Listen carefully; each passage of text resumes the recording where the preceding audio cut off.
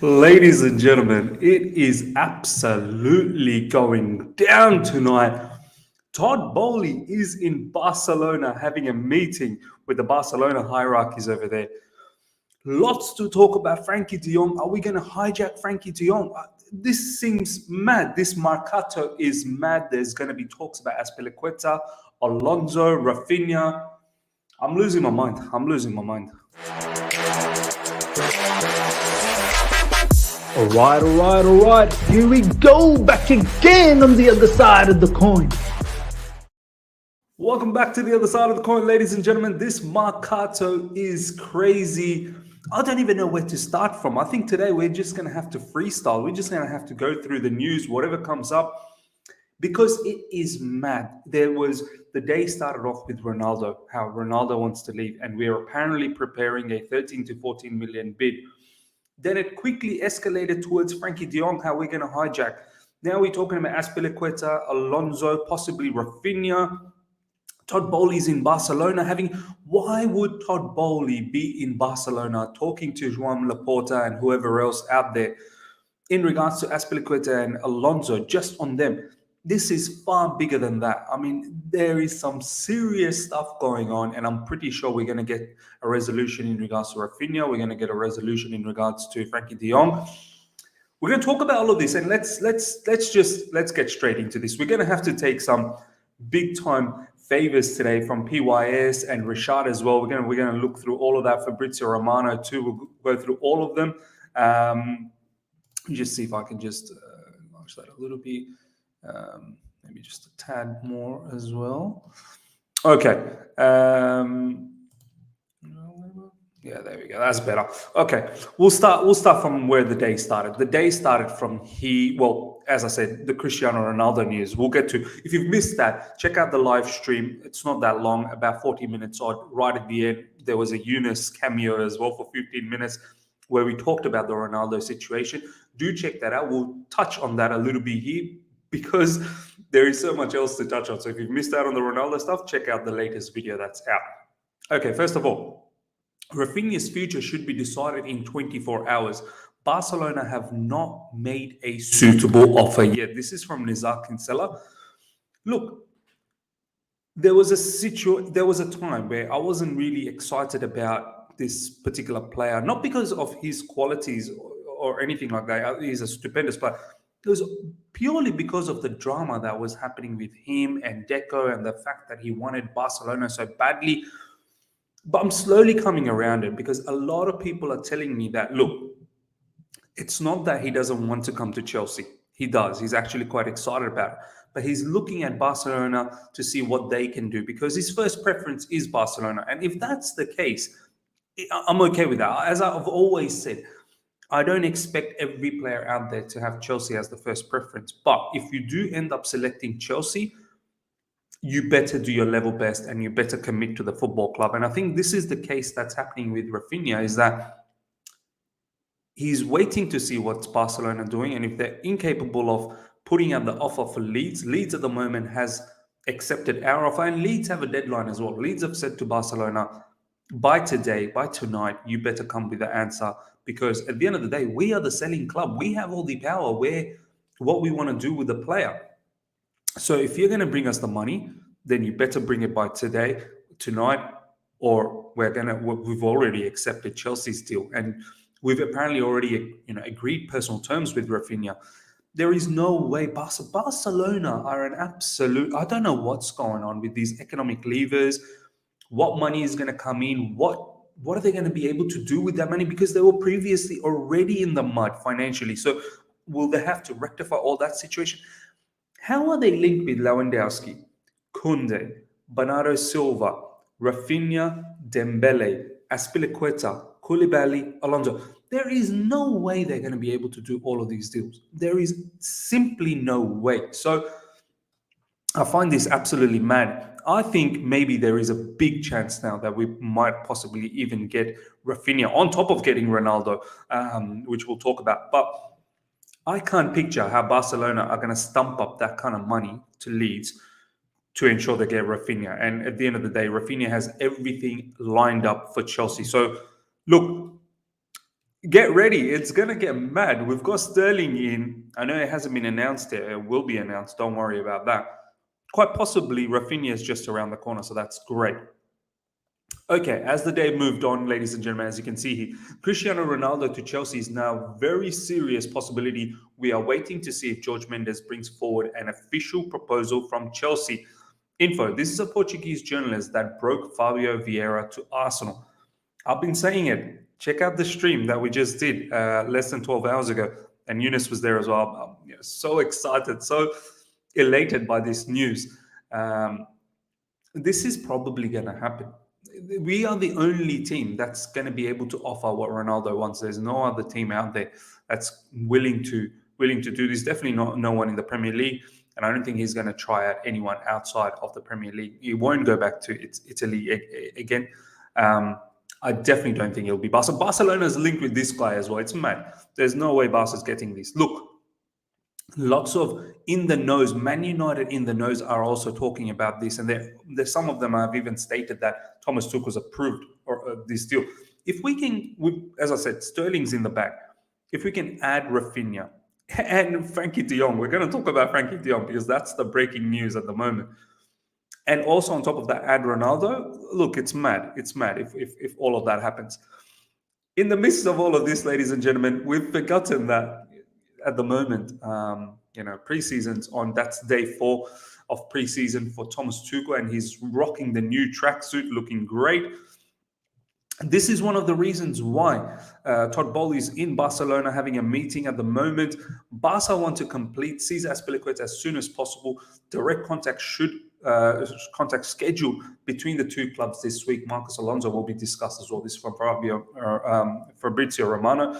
As I said, ladies and gentlemen, I don't think Todd Boehly just needs to go to Barcelona purely for Azpilicueta and Alonso. Like, you can do that over the phone. I think it's a far big meeting deeper than that because so many of our players that we're interested are linked with Barcelona.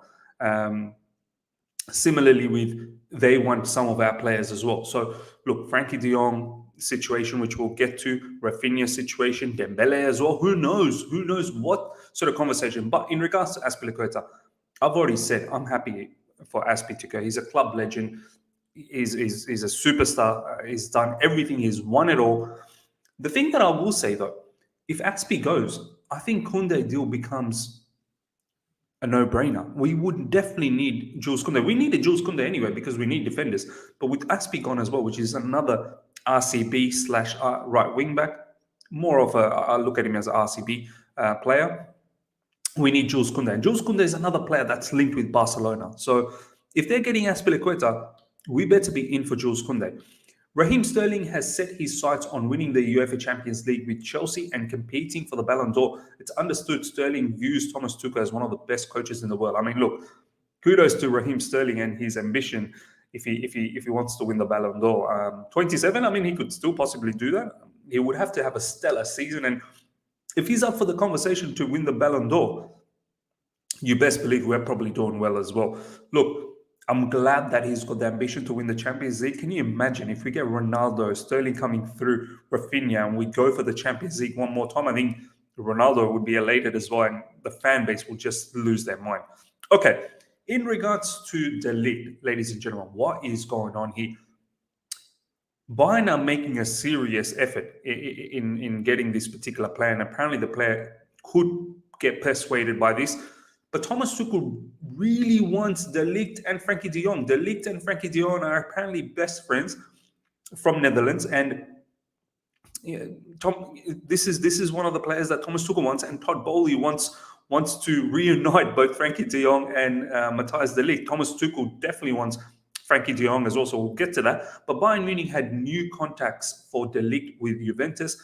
Bid would be 75 million to 10 to 15 million in bonuses. That's a high bid from Bayern Munich if that's what they're doing. We're looking at about 90 million in total, approximately. Will we match that? This is what Juventus wanted. They wanted 100 million, close to 100 million for this particular player. Are we going to match that?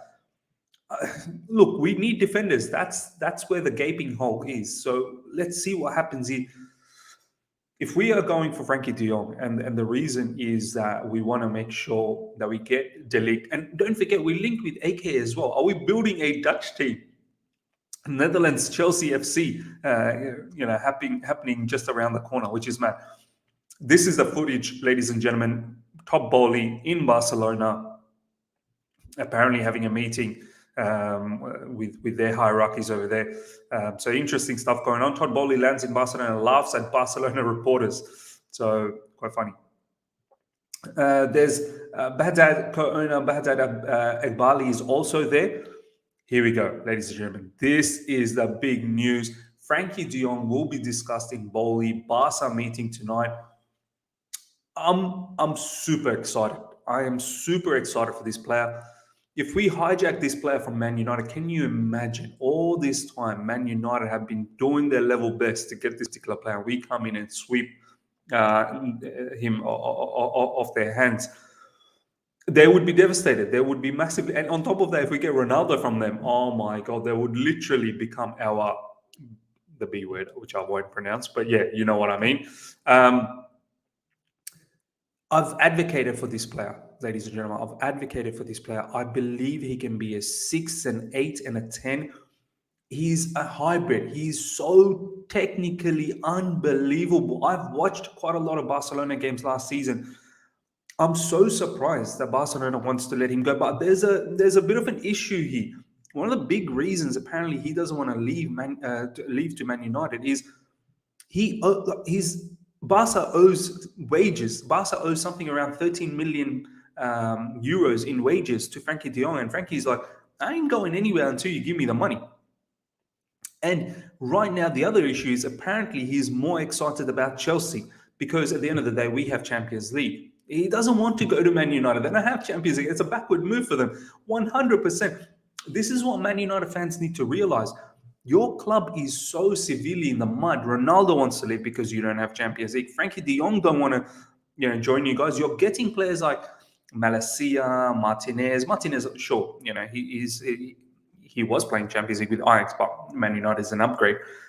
You're not getting any top-range players that are in the Champions League already wanting to join you guys because you're in the Europa League. The pull power is gone for Man United.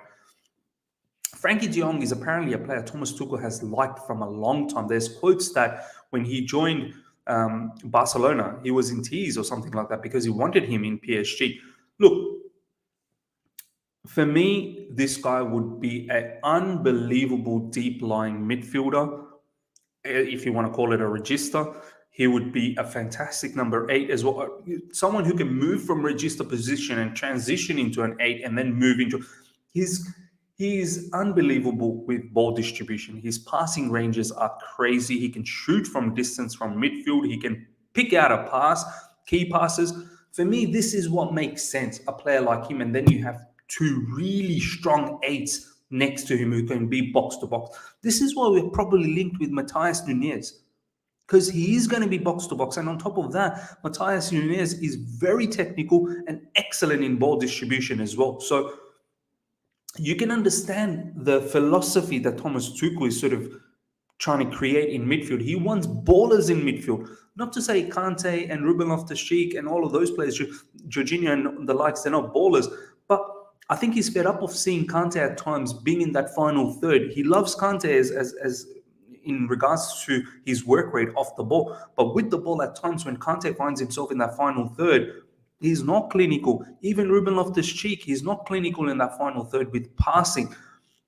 This is not a massive shock for me that Thomas Tuchel's finally going for these type of players, because that's the kind of football I feel Thomas Tuchel wants to play. This is why I've never advocated the Rice deal, even though everyone is out there saying Thomas Tuchel likes Rice, that's the player that he wants, so on and so forth. If you want him so bad, and if you think he's so pivotal to our success and he's the one who's going to unlock everything, why hasn't there been a bid for Declan Rice as yet? Why are we going for Frenkie De Jong, who's going to cost a lot of money? Man United apparently can't even get this deal over the line with 65 or 70 million euros. So we're going to have to go overs. And maybe because we've got other players that Barcelona is interested with, we're probably trying to do a deal. But it don't make sense to me that why aren't we going for Declan Rice if he's so important? I don't think that's exactly what Thomas Tuchel wants to do down the track in terms of his philosophy and the way he wants to play.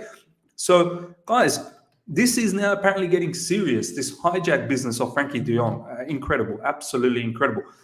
On top of that, look at all this news. Serginho Dest will not be moving, and it's not being discussed tonight, according to his agents. There were rumors that Serginho Dest, as you know, we need some backups in the right wing back position.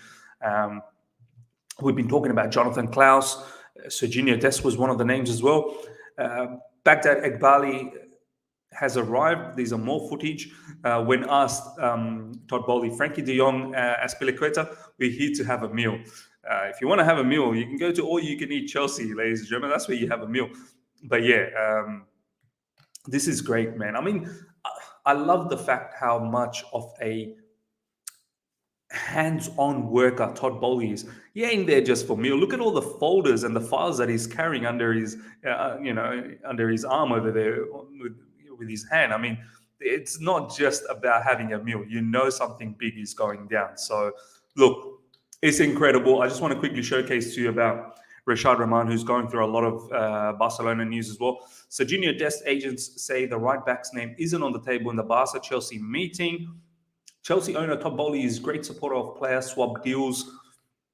Let's see if it happens. Maybe it might not be in paper as a swap deal, but separate deals. As I've always said to you guys, look at it as a net sort of spend situation. Jordi Cruyff also in the meeting. This meeting is huge with Todd Boehly. Jordi Cruyff is in the meeting. Joan Laporta has arrived for the meeting with Chelsea. Something huge is going down. Matthew Alamini has arrived to meet Chelsea.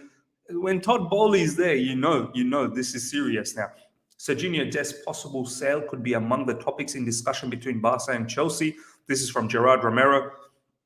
I think this guy's a bit of a joker, that Gerard Romero. I know he's broken a lot of news for the Barcelona fan base. Yeah, apparently he gets a lot of the news early, but I just find all the stuff. But look, he's been right in regards to Raphinha. He said that Deco was going to go to Barcelona and talk about the situation, and Deco did. And he did say that Barcelona will try and make an attempt with Leeds, and that's happened. So far, everything that he said is quite, at the moment is happening. Frenkie De Jong will also be talked about the Chelsea-Barcelona meeting. Possible meeting between Chelsea and Barcelona in the next hours to negotiate the arrivals of Azpilicueta and Marcos Alonso. I would love. Take Marcos Alonso, man, please. Chelsea owners have arrived in Barcelona. There's direct contact scheduled between Barcelona and Chelsea this week. Barca want to complete Cesar Azpilicueta deal as soon as possible. 2-year contract plus option for further. I think this is going to happen. I really think Azpilicueta is going to Barcelona. He wants to go there. That contract is too juicy for him. He will set up his immediate future, I suppose. With Chelsea, you're not going to get that long of a contract. And I just think that we should be going for Jules Koundé right now. Jules Koundé is a no-brainer. Those who are going to leave the airport in the next few minutes are going to shake up the FC Barcelona market. Look, ladies and gentlemen, it is absolutely mad. Look at this one, just in. Frenkie De Jong is more attracted by a move to Chelsea than United, although his main will is to stay. As I said, the reason why he wants to stay is because Barcelona owes him money as well. But if there's an opportunity to come to Chelsea, why not? We've got Champions League. Who's in a better position at the moment?